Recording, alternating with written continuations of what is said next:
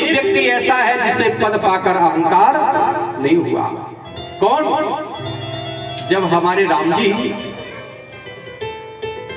रावण पर विजय प्राप्त करके अयोध्या वापस आए तो राम जी सिंहासन पर बैठे हैं, मां जानकी बैठी हैं, नल नील अंगद जामवंत सुग्रीव विभीषण बैठे हैं और श्री हनुमान जी महाराज एक कोने में चुपचाप खड़े हैं। राम जी ने विभीषण की ओर देखा तो विचार आया, मैंने रावण को मार करके विभीषण को पद दे दिया। सुग्रीव की ओर देखा, मैंने बाली को मार करके सुग्रीव को पद दे दिया। अंगद की ओर देखा कि मैंने अंगद को युवराज का पद दे दिया है। फिर अपनी ओर निहारा, मैं भी पद पर बैठ गया, लेकिन जिसने मेरा सारा काम किया है उसे मैंने कोई पद नहीं दिया है। श्री राम जी का काम किसने किया? सीता का पता किसने लगाया? हनुमान जी ने। 100 योजन का समुद्र पार करके कौन गया? बोले हनुमान जी। लंका किसने जलाई? बोले हनुमान जी। संजीवनी बूटी लेने कौन गया? बोले हनुमान जी। भगवान राम और लक्ष्मण को नाग फांस से किसने मुक्त कराया? बोले हनुमान जी। सुसेन वेद को लेने कौन गया? बोले हनुमान जी। राम जी ने विचार किया कि जिसने मेरा सारा काम किया है उसे मैंने कोई पद नहीं दिया। राम जी के नेत्र सजल हो गए। वहीं पर श्री हनुमान जी महाराज एक कोने में खड़े हैं। उसी समय हनुमान जी महाराज उछले और उछल करके भगवान के चरणों में लेट गए। कहा, प्रभु आपने तो हमें वो दिया है जो दुनिया में किसी को नहीं दिया। श्री हनुमान जी महाराज ने राम जी से कहा, राघव आपने सबको एक एक पद दिया है, लेकिन आपने मुझे तो दोनों पद दे दिए, क्योंकि चरणों को भी पद कहा जाता है। जो चरण होते हैं उनको भी पद कहा जाता है, इसलिए दोनों चरणों को पकड़ लिया हनुमान जी ने भगवान राम के। कहा, प्रभु आपने तो हमें दोनों पद दे दिए हैं और सबको एक एक पद दिया है। उसी समय हनुमान जी ने कहा, राघव जिसे एक पद दिया है उसे भूत लगेगा। और जानते हो एक पद वाले को भूत लगता है। अच्छा, पद मिल जाए तो पद से फिर हट जाए तो क्या कहा जाता है? भूतपूर्व प्रधानमंत्री, भूतपूर्व मुख्यमंत्री, भूतपूर्व सांसद। लेकिन उसी समय हनुमान जी ने प्रण किया कि आपने हमें दोनों पद दे दिए और मैं प्रतिज्ञा करता हूं कि आज से जो भी मेरा नाम लेगा तो भूत पिशाच निकट नहीं आवे, महावीर जब नाम सुनावे। भूत पिशाच निकट नहीं आवे, महावीर जब नाम सुनावे। नाथ रोग हरे सब पीरा, जपत निरंतर हनुमत वीरा।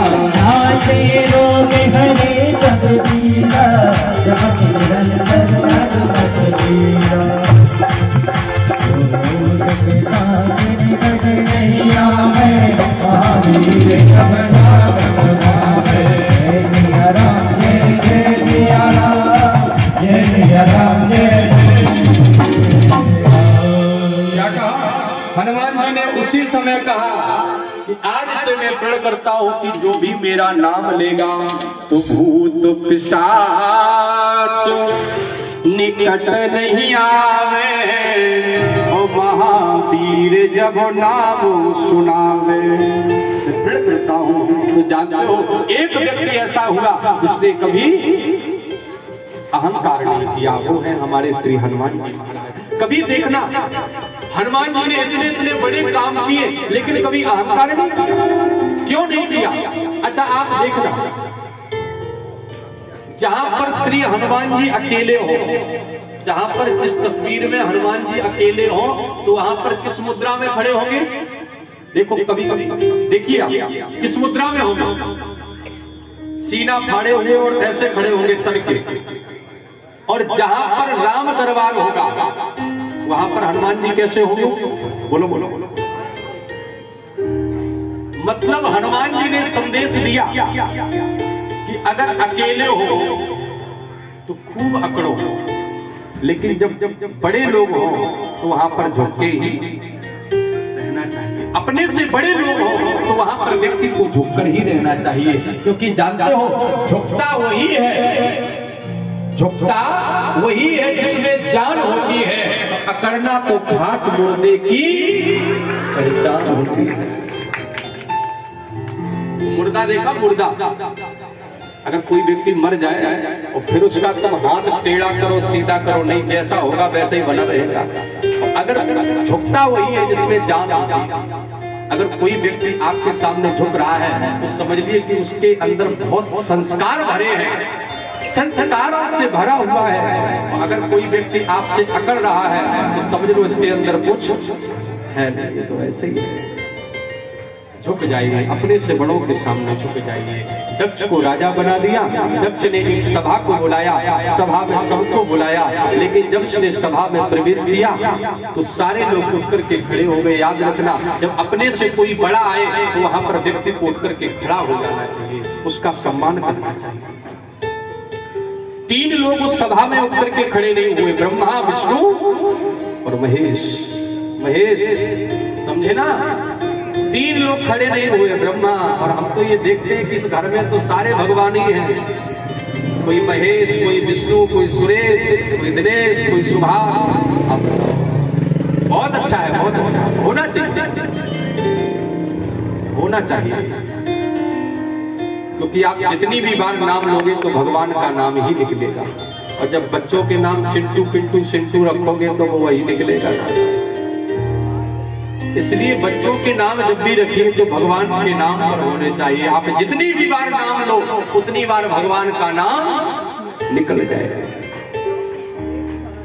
3 लोग खड़े नहीं हुए, ब्रह्मा, विष्णु और महेश। इसने भगवान विष्णु की ओर देखा, विचार किया ये मेरे बाबा है, खड़े नहीं हुए, कोई बात नहीं। लेकिन भगवान ब्रह्मा की ओर देखा, विचार किया ये मेरे पिता है, खड़े नहीं हुए, कोई बात नहीं। लेकिन जिस समय से भगवान शंकर की ओर देखा तो जलकर के राख हो गया।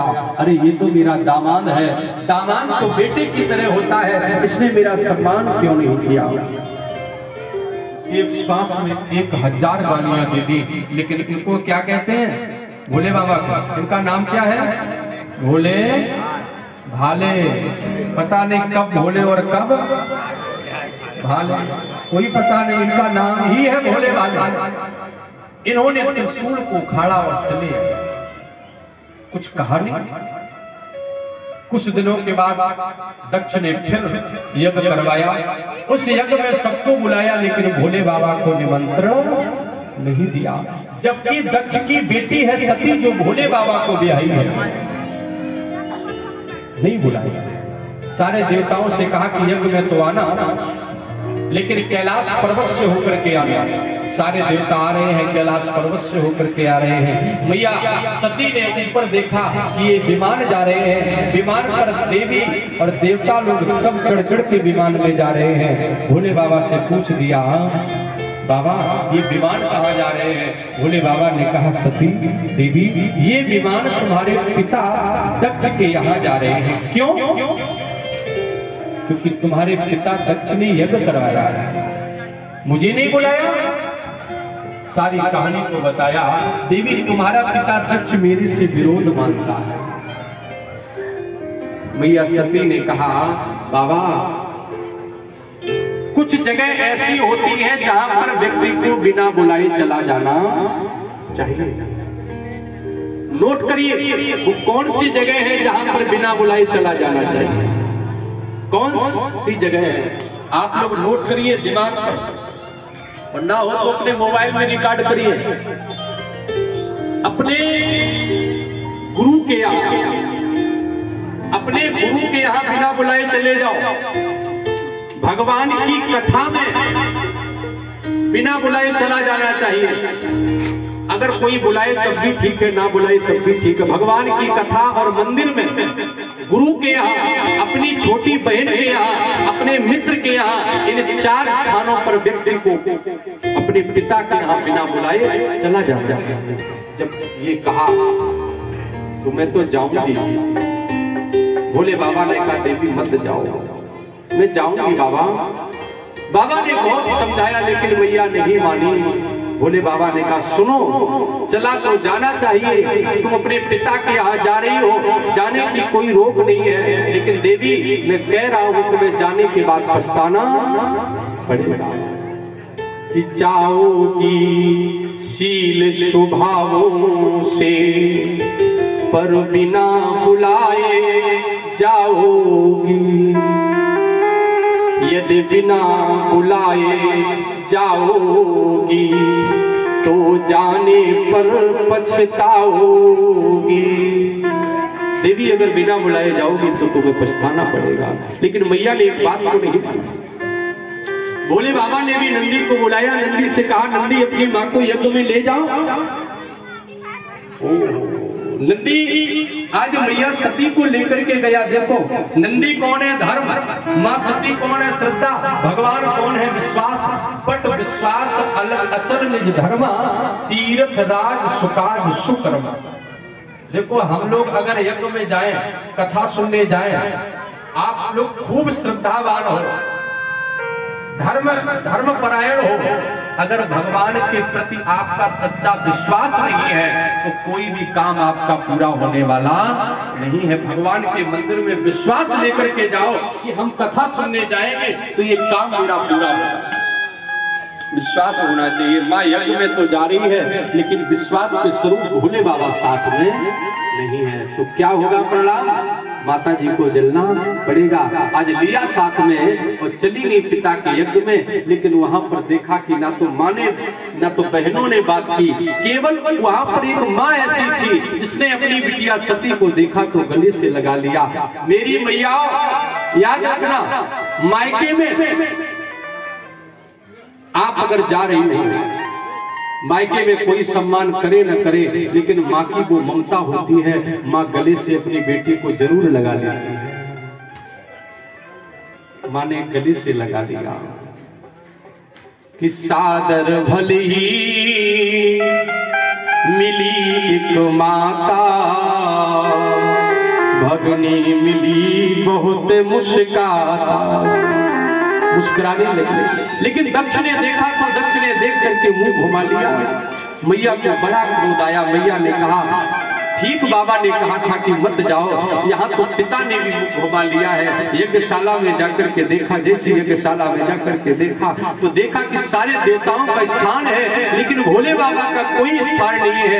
एक चीज और बताऊं, जब आप लोग हवन करते हैं, यज्ञ करते हैं तो आज भी भोले बाबा को कोई स्थान नहीं दिया जाता है। इसलिए यज्ञ के बाहर जो सामग्री गिर जाती है, यज्ञ के कुंड के बाहर भी हवन सामग्री गिरना आवश्यक है। जो हवन कुंड के बाहर सामग्री गिर जाती है भोले बाबा उसे ही स्वीकार करते हैं। इसलिए भोले बाबा को यज्ञ में स्थान नहीं दिया। माँ को क्रोध आया। माँ ने आज विचार किया कि मेरे पति का अपमान मैं और इस शरीर के द्वारा अपमान हुआ है, अब इस शरीर को नहीं रखूंगी।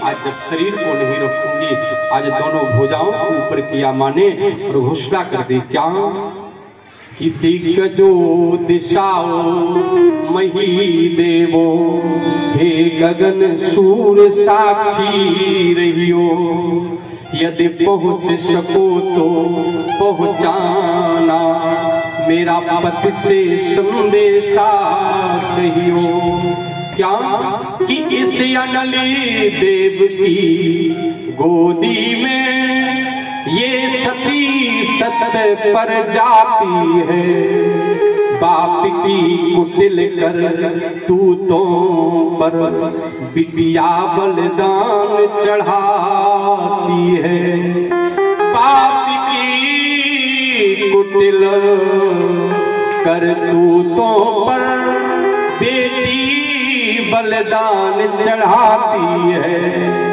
आज उसी समय माता जी ने अपने शरीर को क्रोधाग्नि के द्वारा शांत कर दिया। शरीर शांत हो गया।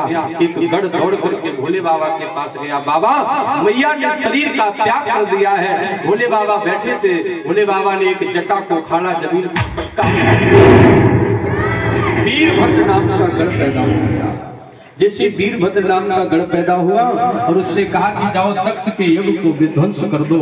यज्ञ को विध्वंस किया। अब तो लोगों ने सारा यज्ञ विध्वंस हो गया और दक्ष सिंहासन पर बैठा है, इसकी मुंडी को ऐठा, वो ऐठ करके यज्ञ कुंड में स्वाहा बोल दिया। दक्ष भी मारा गया। लोगों ने यज्ञ करना बंद कर दिया। बोले यज्ञ कौन करेगा जब यजमान ही स्वाहा हो जाए। तो आज सारे देवी देवता भगवान के पास गए, भोले बाबा के पास गए, बाबा कुछ तो करो, उस यज्ञ को पूरा करवाओ। आज भोले बाबा ने कहा जाओ दक्ष को बकरे का सर लगाओ। अच्छा, मेन पॉइंट, दक्ष को बकरे का सर क्यों लगाया गया? जानते तो सब है कि दक्ष को बकरे का सर लगा, लेकिन दक्ष को बकरे का सर लगाया क्यों गया, बस समझना ही है। अच्छा, बकरा कैसा होता है? बकरा जब बोलता है तो कैसे बोलता है? बोलो बोलो बोलो। मैं ऐसे बोलता है। अच्छा, बकरा मैं बोलता है। मैं का मतलब क्या होता है? मैं का मतलब होता है अहंकार।